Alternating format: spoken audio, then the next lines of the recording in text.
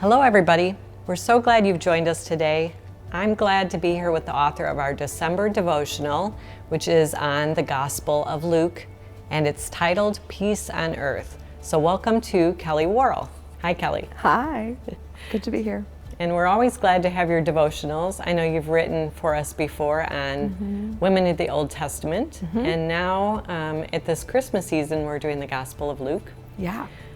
Tell us a little bit about your role at Moody and what you do. Yeah, I am the field chair of the Music and Media Arts field here at Moody, and so I oversee the music programs as well as the communications program. And you do, every year, I know you've been involved in Moody's special concert and drama celebration of the season. Tell us about that as well.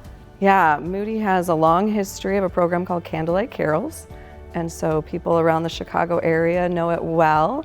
For many people, it is a staple of their holiday season. But I'm super excited this year is the first time we are marrying our theme for Candlelight Carols with the Today in the Word theme.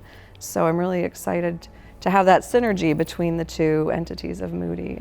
So you're invited, and we'll put the information here on the video page so you can join us for that special concert. But great, well, let's talk about the devotional also. We're going through the gospel, and it's a little tricky to do a gospel study during Christmas because the birth happens at the start of the month, and then, you know, as we approach Christmas, we're actually getting near the end of Jesus' life on earth. But tell us, you know, what does that add, do you think, to your preparation for Christmas to see the entirety of Jesus' life? Yeah, I think it's that. You know, it is a kind of a funny juxtaposition or an unexpected juxtaposition to be walking through the Passion as you're also celebrating Christmas. But I think there's a richness to that, and I think we appreciate Christ's coming most when we understand it and remember it in the context of his whole life and ministry, as well as the reason why he came. Tell us a little bit about what makes Luke's gospel unique. 30%-ish of his gospel is unique to him.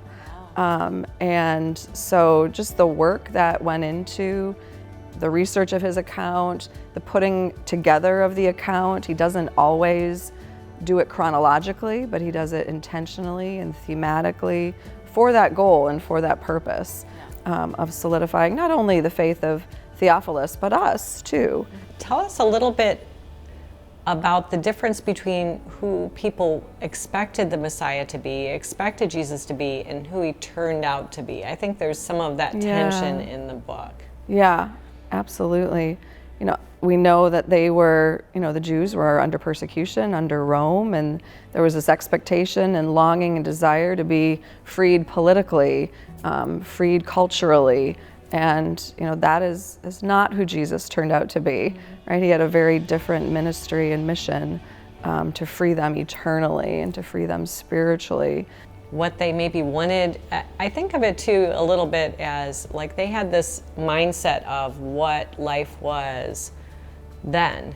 Yeah. You know, and their expectations were limited to their earthly existence.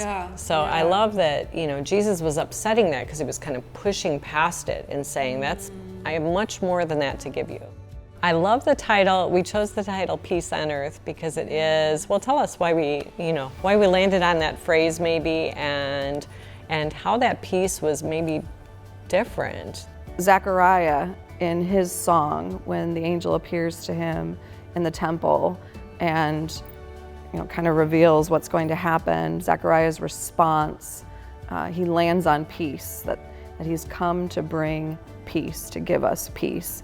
And it isn't just feel-good peace, right? We might think of peace as, oh, I get to take a vacation on the beach and that's so peaceful, or whatever idea we have of peace.